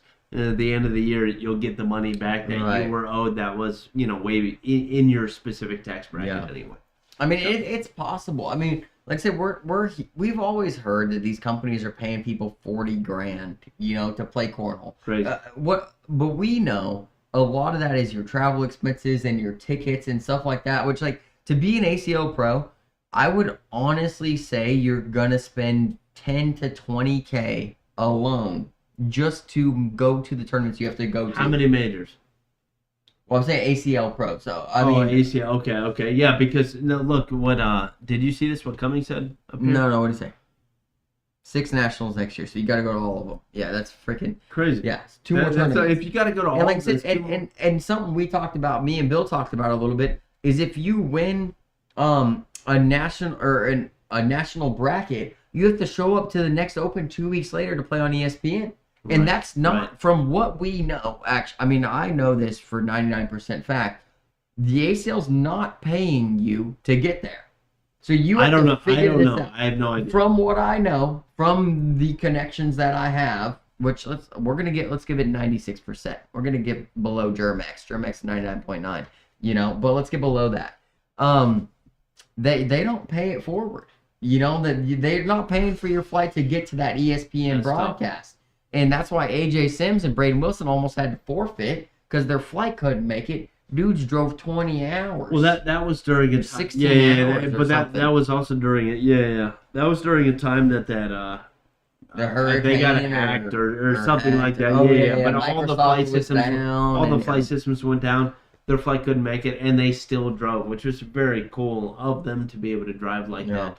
Yeah, I did read that. That was no fault of their own or the ACL. Or the ACL. That was. Yeah, Dawson's saying I'm correct about it. Like I said, and so these are opens that you didn't even plan to go to, but if you want to make ESPN. If you are the top 4 players, right? If you are always winning at least your bracket, 6 nationals is great for you. If you're always winning. But who's always winning their brackets? But if you're Gavin Cano. No. What are you, Ethan Walker? Less than 50%. Bro, I mean, or 50% we're talking about even. Nationals. We're talking about nationals. I know. I'm trying to winning think of their one bracket in a national or placing where they. I mean, you can put it in the chat. I'm trying to think of people that won 3 brackets. Jeremiah only won 2. He only won 2 brackets then won 2 nationals. 2 brackets and 2 national. Okay. Right. Well, after that, he has a third. How many opens did he go to? I think Adam Hissner won 2 brackets. Opens Jeremiah was 7 for 8 on brackets. So you would say that those weekends are probably paid for where he won his bracket. Pretty close, anyway. Pretty close. Even opens. That's what you're saying. Because even on opens, he's probably even. I think the open bracket win is like $800 or $1,000. So let's say even on the weekend probably. Right. You don't have to go to every open. You go to the ones close to you and stuff like that, right? Right. That's like if you are that player though that's doing that, you can consistently do that, right? Gavin Cano, depending on what you do, Gavin Cano doesn't have a job. Won many, right? Well, right. Okay. All this Ryan Trader doesn't have a job. But what I'm saying is that these people can stretch it out to where they are those absolute top people, and you already named another one: Adam Hissner, Trey Birchfield. Tanner. Trey doesn't work. Tanner did really good in the pro shootout. Yeah. And doubles. So there are people that can stretch that, but I'm talking about the category right below those people, those names that you always see that you're ready to go see on the freaking streams. Those names that they're just there. They're freaking great. They're awesome. The people right below them. Right, dude, those are the people that so much money, right, for the opportunity. And those are the people that, what are you doing? What are you doing? But they're that close, Bill. Why would you stop? Because there's 40-something freaking majors a year where you can make more money. $12.50 a major. Showing up and winning. $12.50 a major. So it's $12.50 a major. I think there is more money to make in the ACO if you could be that guy. Let's talk about Caleb Hurt, right? 7 majors he won last year. That's $12.50 a pop. That's over $10K right there in majors alone, right? It might not be over $10K. No. So you're talking about Caleb? Yeah. So Caleb was on the local news. ACO shared it out. I watched it. He said that he made $30K last year on tournaments alone. Yeah, I mean, he said, yeah, about $30K is what I made last year. And while he was throwing a bag, that's why I'm doing that. Not including sponsorships, right? I don't think so. What he said is he made about $30K last year. Caleb works. Caleb works, you know? Bryce. Stamp that. Oh, yeah. Chris says, I would love to hear what the top 100 players in ACL actually paid out versus what they took in. It's something we are trying to do, Chris. No, Chris, I can do it. I promise you I can do it. If I had the numbers in front of me, I'll get Excel out, and I can compare.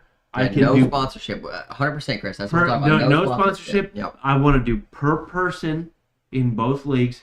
And then, so the issue is the waterfall of the ACL right now. I'd have to see all the payouts for it, but it's the waterfall of what percentage they pay out in each division, because some of the money that goes into these other divisions kind of spills over to the other ones, right, which makes that pro division or elite / advanced, whatever it is, seems like it's a lot more payout, but it's because other people are what we would call subsidizing that specific tournament. And I would love to put that out there and see it just on level playing field, because what people are saying, what they know, I don't think is true. And if it is true, I don't think it's as big as everybody's saying. Yeah, I promise you, if I had the numbers, I can do the math and I can show that. I really think the ACL is, and this is my opinion, folks. So if somebody wants to clip this, you can't. But I think it's a dog and pony show where they're dangling a lot of shiny things in front of people's faces, like ESPN, like the ACL Pro status, like people like Jeremiah Elvis, to just get you to play in the ACL, even in the competitive league. Yeah. Spend your money so you can say you're a part of this thing. You're never getting anything back from that, right? This is my opinion, right? Sure. In the ACO, I've never been a good player. Like, me and Bill aren't over here making buku bucks on frickin' anything, you know? But we love the vibe, the staff, you know what I mean? Like, we have been in conversations that are in depth of how this thing started. And I wish, if I would ever ask for a video from Frank, when we talked to him about how this thing started, right? And we talked to him for hours at Worlds 2 years ago. Yeah, it was nice. And it is the most eye-opening thing. You know, when we brought him on the podcast and he talked about the first person to have a two-sided bag or put resin in a bag or play singles and all this different stuff, like, I have so much respect for the ACO because of that. Yeah. You know, it is a very cool story, and we had him on the podcast talking about it a lot. We should have him on before the season starts again, Bill. We should work on that before the season starts. Chris says, my point is 90% of the pros are not on the plus side. They will never admit cornhole is a hobby. I 100% agree with that, and that's what I'm talking about. Unless you are that tippity top in the ACL, well, what are you doing? You know, like, yeah, those tippity top would say we're a farm league. ACO is a farm league, or ACO is a minor league. Whatever they want to call it. That dude on that. If you're gonna say that, why don't you show up? That's all I gotta do. Show up. Yeah. Well, show up. Well, my thing is not even is why don't you show up? Why isn't your league allowing you to play in hours? Yeah. When our guys can come over there, they can go to the qualifier. A guy like Beaver, which Beaver, no disrespect, but didn't even make it out of pool play at Worlds, went 7-0 in your qualifier. It's true. Riddle me that, Batman. True. You know what I'm saying? I mean, the guys that we put out there that are tested in the ACL, they did great. Did freaking great. Every year they do great. I think there was 5. Yeah. 5 of our guys that we watched on Sunday. Right, we were here, we were watching it, we streamed our watch party, we have a watch party 2 Sundays, well, whatever. But we watched our guys sit there and just win.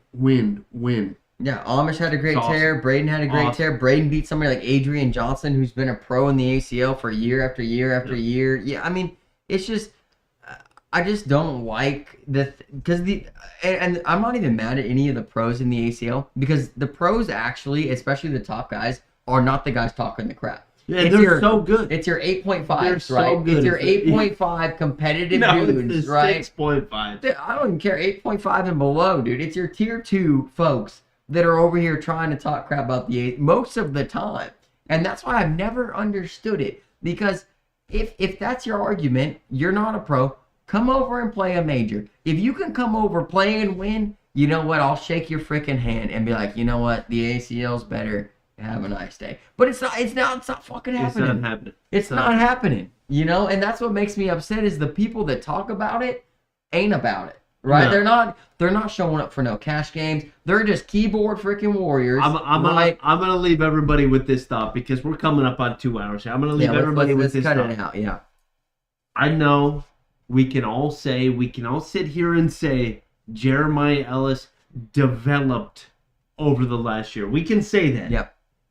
Show me the actual proof that somebody developed. That is a buzzword. That is a buzz thing to do. That you can never say this is what happened that developed him. This is where I saw that rise in You can't say anything like that whatsoever in his personal game, right? The guy was king cornhole, and he is number one in the freaking ACL. First rookie to ever do it. Show me concrete proof how he developed. Show me something like that, because this is just it's a ghost that nobody can point at saying that he developed.